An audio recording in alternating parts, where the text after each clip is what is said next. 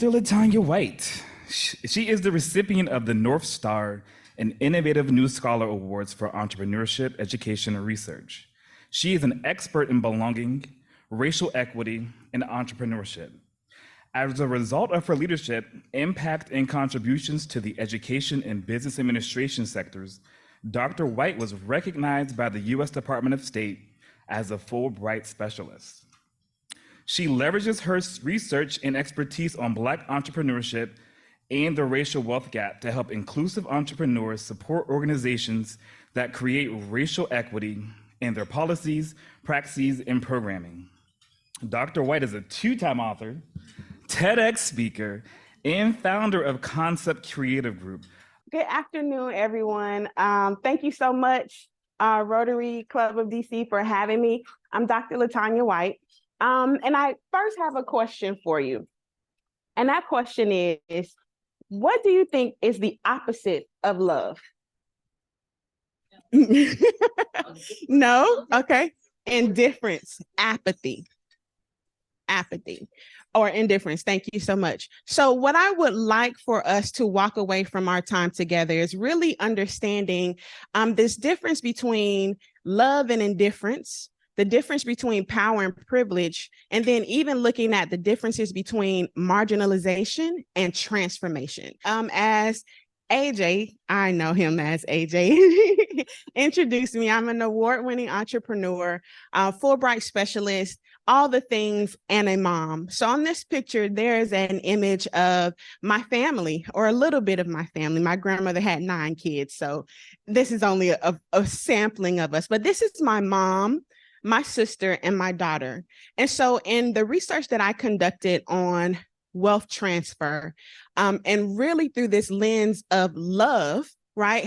The motivation to transfer wealth and to transfer assets through what's called a generative perspective. I have the privilege of transferring wealth in 4 directions. What I'll introduce y'all to very briefly are the different forms of wealth as we talk about changing our lens from a deficit-based approach, where we're looking at people who are in the margins, to a more asset-based approach, and how we use our own privilege, our own personal points of power within our locus of control to transform lives through our lens of leaders. In my research, and again, I conducted my research on looking at the impact of entrepreneurship and wealth and the racial wealth gap. And I'm an advocate for entrepreneurship. I have found that entrepreneurship actually accelerates the pathway to wealth. But what I found in this particular image, and there's research that supports this, are these ways that there have been boosts and blocks to building wealth and barriers to transferring wealth. But some of the things that really pop out on this image are for every different marginalized group. So African Americans, Hispanic Americans, Asian Americans, and Indigenous people, there were different lived experiences that they had that continue to set them further and further behind the 8 ball. So that is of no fault of our own that we were born behind the 8 ball or in front of it. But this is really to kind of set the framework for how we move through the world. How do we make decisions? How do we transform lives with the privileges that we've either been born into or that we've cultivated and curated for ourselves? So we have here at the top the boost. There's the land grants to colonists. There's the Naturalization Act, the GI Bill about in the middle there. So the GI Bill essentially built middle-class America. It was a benefit to World War II veterans who got access to low interest mortgage and opportunities for college tuition. People in the margins, people from marginalized groups, those groups that are below that kind of timeline, while they may have been in World War II, they may have also served their countries, they did not get access to those same benefits. And so when we talk about how real estate and access to housing creates wealth, when we think about the people who didn't have access to those benefits, it becomes an easier process for understanding how is it that we're looking the next 20 years are supposed to be the largest wealth transfer in history. And there are groups in our neighbors who live across the street from us, around the corner from us, one stop on the train, who will not be able to participate in that. So this is our opportunity. We're at an inflection point as leaders to take the privilege that we have and the power that comes from some of the things that we have access to, and really begin to transform not just our lives, but transform generations. So there are these two schools of thought, that either you pursue entrepreneurship or you pursue accelerated opportunities out of necessity or out of opportunity. Now, this is completely anecdotal research, but oftentimes a necessity-based approach happens to people in the margins. There is no way to make the ends meet, so it's necessary for me to find a way. Sometimes that means it's a pathway that's illegal. Sometimes it's because I am just completely under-resourced. Sometimes it's because I don't have a support system. So literally, by any means necessary, I'm going to carve out an opportunity to bring in more income, to create more impact for my family. And a lot of times, those are groups from the margins. On the other hand, opportunity-based, and in this case, I study entrepreneurs, but this can easily be applied to any sector, any industry that's represented here in the room and online. Opportunity-based pursuits really come from having the capacity to say, oh, I have enough bandwidth and foresight to see that there is something happening. I have access to resources. I have access to research that says this is about to take place. And I also have access to relationships that can get me in the room, get me at the table, and get me where the decisions are being made. That's opportunity-based entrepreneurship. I earlier introduced briefly this concept of generativity. So generativity, the theory of generativity was actually established in 1950. And so that theory says that from a psychosocial standpoint, your leadership, your persona, your identity, how you show up in the world is driven by your desire to create better benefits in the future. And that's what each of you here are as Rotarians. That is the work that you do. You're creating better outcomes. So for any educators in the room, when we look at how we measure whether or not a student has done well, have they learned the subject that you're teaching, we usually use what's called Bloom's taxonomy. And so Bloom's taxonomy from, again, the 1950s really says, well, can the student demonstrate that they know a topic? Can they demonstrate that they comprehend it, that they can apply it, so on and so forth, until they can evaluate it? This is from 1956. In 2001, Bloom's taxonomy was revised. And so now it's still a matter of what the student can demonstrate. So not sure how far removed you are from school. You look so young, right? This could have been just yesterday, but your tests, your quizzes, when your teacher would ask you to define this word, or from this list of choices, which one makes the most sense, they're asking you to demonstrate whether or not you remember, you understand, apply, that you analyze, that you're able to evaluate. But it went even further.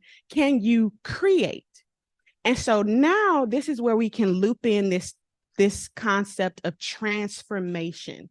How are you able to transform from the knowledge that has been imparted on you? How can you create new things? So we started out power, privilege, transformation. We understand that the opposite of love is not hate, but indifference. And so as we move a little bit more into really centering this talk in the context of where we are today, socially, economically, and politically, it behooves us to make sure that we are approaching how we assess learning. How do we know if our partner, if our colleague is really understanding the argument that we're making? It comes down to building it into assessing it through a racially equitable lens or taxonomy. So Amma was so brave in sharing her story about coming from Mongolia. That means it's our responsibility to take her lived experience into account. It's our responsibility to take into account the historical context of the GI Bill, of Jim Crow, of structural racism, and even oppression in other ways, gendered racism, gendered discrimination. It's our responsibility to account for generational trauma. There is a tool in entrepreneurship. It's referred to as rapid prototyping. It's where you have an idea and you go out into the market, you interview 100 strangers and tell them to pick apart your idea. Let 100 strangers tell you what's wrong with your dream.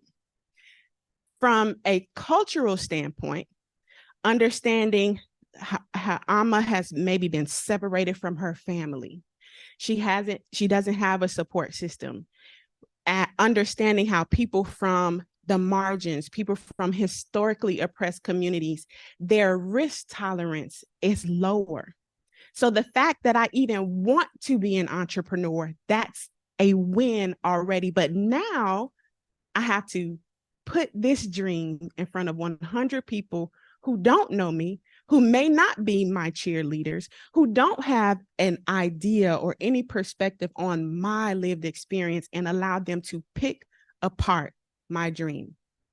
But if I don't do that, if I'm an entrepreneurship student, or if I'm participating in the National Science Foundation's Innovation Core training program, then I'm losing out on an opportunity to get in front of what could be $1 million research grant through the Small Business Innovation Research Project. And so when we look at how do we transform the number of Black and Brown founders who are participating in these programs, we have not considered why they don't want to participate in a rapid prototyping session. These barriers to wealth building. So wealth, it comes in more forms than just money. Wealth is relationships. Wealth is knowledge. So also let's think about the historical aspects of the impediments to wealth building. We started out with, on the first slide, some of those impediments. Historical impediments to access to education, to having your own bank account. It was only in the 1950s and 60s that women could have a bank account without their husband's approval. This was in some of our lifetimes. So when we think about how do we create the change that you want to make with the foster care system, with the embassies and things of that nature, we cannot do that in this vacuumed silo. We have so much depth, so much complexity to what makes us us, that we can't forget those things in our leadership roles. So now, with the idea, with knowing this new word for the day, generativity, that's the word for the day. Again, generativity is a psychosocial characteristic of having your essence, right? A part of your core identity is doing the work that you do to create better outcomes for the future. And so there are entrepreneurs who don't pursue the path just out of necessity, who don't have access to opportunities, but who are driven by the idea that my work is going to create something better for the future. So this generativity-based approach to leadership, so not a self-serving approach to leadership, but generativity-based, really thinking about these outcomes down the line, even outcomes sometimes that I may not live to see. That's the tone that and the energy that I've had the privilege of really interacting with here in my couple of visits to the Rotary Club of DC. So that's your word for today, generativity. And again, this is about how we transform through our leadership lens and through our identity and persona. And here, just kind of breaking this down so that you can see the difference between necessity-based and opportunity-based entrepreneurship or leadership. So in necessity-based entrepreneurship, the deal is my only goal is just to make ends meet. I'm typically underemployed, maybe as a woman of color, or I'm unemployed as a man of color, especially if I have a justice-involved background. From there, we can also look at opportunity-based entrepreneurship, meaning I have access to capital, social capital, and financial capital. But also, I know how to recognize opportunities. That's a lost skill that there are not a lot of colleges or universities teaching. So from there, now we can really begin to look at how do we transform lives through generativity-based entrepreneurship. And again, that's the drive to create these more favorable conditions. And who was I speaking to earlier? You're planting a seed. Sometimes the fruits of your labor don't blossom when you want them to. So again, for any educators in the room, you understand what I mean, but you're planting a seed for the benefit of future generations. What I really want to demonstrate are these different forms of wealth. So in communities of color, there's a term that people are celebrating generational wealth. And the idea is that if the work that I do right now in this generation, if I can just pass down some of the assets that I create, my children, my grandchildren, and they're going to be okay. The kids will be all right. What I found is a very unpopular opinion that just passing down wealth is not the answer. So the Rockefeller family is among America's 25 wealthiest families in America without having a core business, at least not since 1911. There's absolutely no way that a family can survive 7 generations of wealth transfer simply by passing down money. There's an anecdote, shirt sleeves to shirt sleeves in 3 generations. And it says that in the first generation, so again, as a great example, she worked hard, literally rolled up her shirt sleeves to create a better life for the next generation. So in this anecdote, the first generation is wearing work clothes, right? Long sleeve clothes, rolling up the shirt sleeves. The second generation is known to be in silk shirts because they're the beneficiaries of the work that was done in that first generation. By the third generation, though, they're back to rolling up their shirt sleeves. And so it can't be just money. That can't be the answer. And again, a part of the work that you all do as Rotarians really amplifies this wealth transfer approach in building dynasties. And by academic definition, a family reaches dynastic status after it has controlled either its wealth or the business for 3 consecutive generations. And research shows that dynastic families are passing down more than just money. They are passing down their family identity, their family values. They're passing down their relationships, literally bringing their nieces, nephews, children, and grandchildren into these meetings with them so that those beneficiaries are building their own social capital. And also passing down what's called the wealth of knowledge. How many of you have a family recipe, your grandmother, your aunt, that you don't know how to replicate?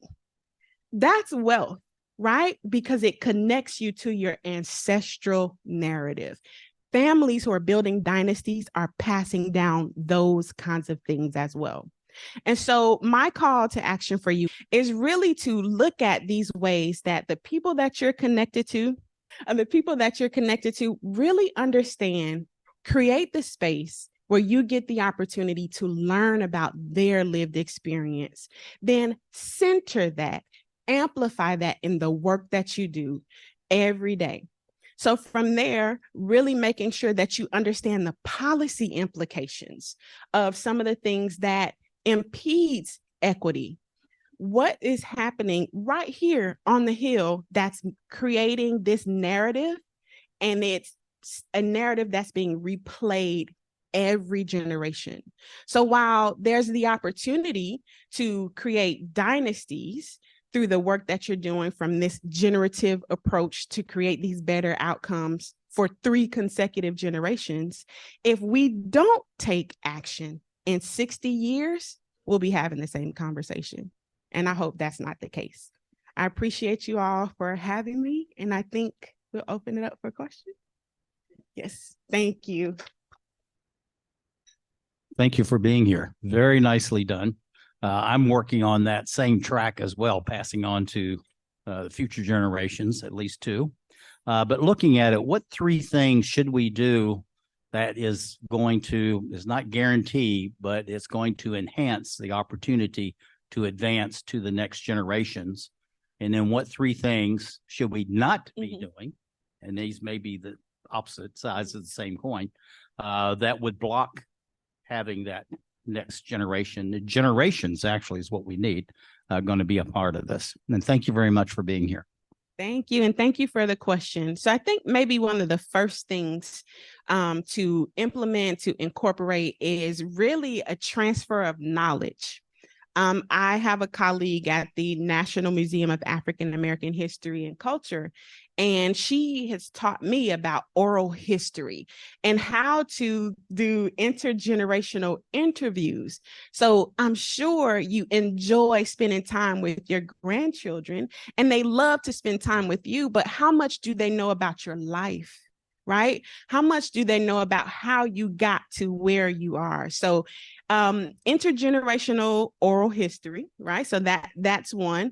Also, if you aren't working with an estate planning professional, really finding a way to protect the assets that you're building through a family trust, and ensuring that those same grandchildren are part of what's called maybe a trustee succession planning. Just like we need to do business succession planning, we have to prepare to transfer assets in our families. And I'll say this, and this will probably be the third thing to do, right, is accept that we are all going to leave this place, right, at some point. But without talking about money and death, there is absolutely no way to prepare the future, to create a dynasty, if we don't have those kinds of conversations. So I would say those are the 3 things to do. The 3 things to avoid is, and it comes back to the age thing, don't discount the value that young people can bring. So children, grandchildren, great-grandchildren, down from technology down to what is happening in the marketplace, the whole GameStop thing with the stocks. There were students, I was still teaching on campus when this was happening, and they were teaching me about it. And so what we forget is that learning is a 2-way process. So don't discount the value that a young person's or a younger person's lived experience brings to you. And also don't shy away from having the hard conversation. My family and I have been talking about our family values. We've literally been building our dynasty for 3 years. So don't think that it's going to happen overnight, especially if you and your family aren't in the habit of having these kinds of conversations. So I hope that helps. Thank you. Hello. I wanted to thank you so much for your presentation, but also for helping me reconsider the meaning of wealth and wealth transfer. I mentioned earlier, I went through the foster care system. I wasn't receiving any monetary generational wealth in that way. I was blessed with a family recipe for red rice, which is an iteration. It's an iteration of a recipe that was brought over in the memory in the bottom of a slave ship. So that kind of generational wealth has absolutely been transferred, and I appreciate it every day. So thank you for helping me to think about that. Thank you so much. Thank you so much for your presentation. Thank you. And one of the wonderful things about it is that it's transcultural. Yes. Because I was born in Haiti. My husband is from the Congo. We have some of our relatives have married in all sorts of different cultures and live in different places. But many of the things that you said are profound, yes, because they are really sort of human nature. They go across. But I have a question for you. Why is it that all of us have friends, for example, who have been successful in business? Some of them have their children who follow the path that you have indicated. They go 3 generations, 1 generation, the next and the next. Others, the parents kill themselves. They are very successful, and none of their children wants to follow the track of what has happened. Is it an issue of value? In your wisdom, what do you think it is? Thank you for that question. I actually came across something that indicated that in my research, and especially for first generation founders from marginalized communities. So not just Black or African Americans, Korean Americans, Asian Americans of any area, and Hispanic Americans as well. What was found was that because typically the parents, those first generation founders have to work so hard. They are taken from their families for so much. They have to sacrifice the time with their children. In this research, it found that those children did not want to recreate that. It wasn't that they didn't want to hold on to the business, but they wanted a better life in a different way. And it was astounding to me. It's actually referred to legacy the phrase is legacy motivation. What is your intent? How motivated are you to create this legacy through your entrepreneurial pursuits? And sometimes for those first generation founders from the margins who have experienced discrimination and racism, their children see that lived experience and don't want to recreate that. Yeah. Thank you for that question. I have another question here. Oh, yes. Thank you so very much Thank you. for your presentation. My name is Kenny Barnes, and I'm listening to your presentation. Did you factor in, or how did you factor in the impact of the systemic and endemic racism that our forefathers had to endure, and our mothers had to endure? For example, we didn't know anything about the generational wealth. Yes. We knew nothing about stocks. We knew nothing about going to an estate planner. Hell, I still don't know about that, right? And so how do you factor that in? And then factor in the fact that with African Americans, we didn't volunteer to come here. So there's a difference between us and what happened with other generations that came here on their own. Was that factored in all your equation? Thank you for that question. There is actually a book titled Post-Traumatic Slave Syndrome that may really be able to unpack. So I see some head nods. So for those that have read that book, it will give you language that you didn't know you needed. So 3 major concepts from the book Post-Traumatic Slave Syndrome by Dr. Joy DeGruy. One of them is vacant esteem. And so we're familiar with high self-esteem and low self-esteem. This concept of vacant esteem is the absence of a sense of self-worth. And so when we think about the risks that need to be taken sometimes in creating wealth, right? And being the first to do anything, you have to have a strong sense of self-efficacy. You have to believe that you can do the thing. Because of systemic racism and generational trauma that has been passed down, there are millions of people of color who lack a sense of self-worth, who don't think that they can do anything, do a thing. So that has a lot to do with the mindset and how we establish our identity, how we see ourselves. Just like now we're able to see ourselves through this lens of generativity, before we would be seeing ourselves through this lens of having a vacant esteem or having a lack of self-worth. So that plays a role in the identity construction of things. And then on the other hand, so earlier in the slides, and I'll make sure that it can be shared.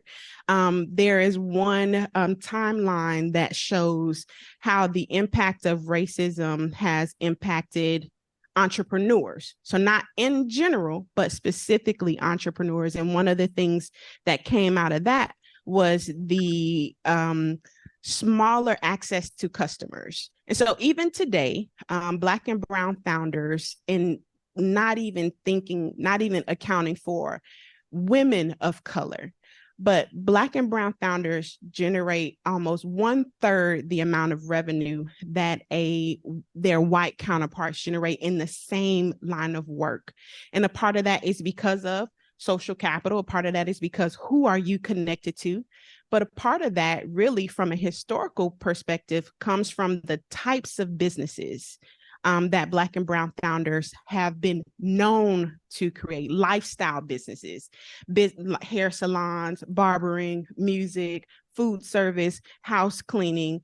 But a part of that, these are vestiges of chattel slavery. These are the results of saying that your worth is based on what you can do with your hands and with your physicality. So a part of the narrative, the generational narrative, is this is what I'm good at. And I see other people doing this thing as a business owner, so I'm going to do this thing because this is what I'm good at. And so it becomes this cyclical narrative that we stay stuck in. And then external to that, we're facing barriers and impediments for getting into electrical engineering, mechanical engineering, and the STEM fields. So it compounds on each other, on top of the vacant esteem. So it's a deeply systemic problem. If you don't mind, Donnie has one quick question. He's online here. Donnie, can you ask your question, please? I'll make it fast. I am excited to see a Black woman cover this topic. And all I want to know is, can this be scaled down to where you can do this presentation in front of elementary school kids or middle school kids? Because I believe in get them early. Yes. Yes. Thank you so much. Some of the research that I've done, there is an organization, it's called Reconstructed.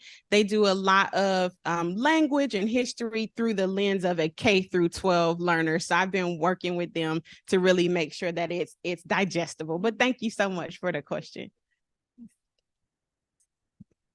Thank you so very much. Oh my God, please, we got to give her a round of applause. This was amazing. Yes. Like I was really serious when I said I could listen to you all day. Me too. One of the that book was amazing. One of the books that I read was that, and yes, the terminologies and all of the things that you put together, but our club does this wonderful thing where we give, let me make sure. We want to present to you a tree in your honor, and here's a little pin that goes with it, and it actually has a GPS coordinates on it, so you'll be able to go and locate your very own tree. Isn't that awesome? So it's called Trees. So we wanted to present that to you, and I just want to give you a hug. Thank you. And this is what we need. We need our young people to learn every single thing that you just told us. So we got to pass this on. Thank you so much.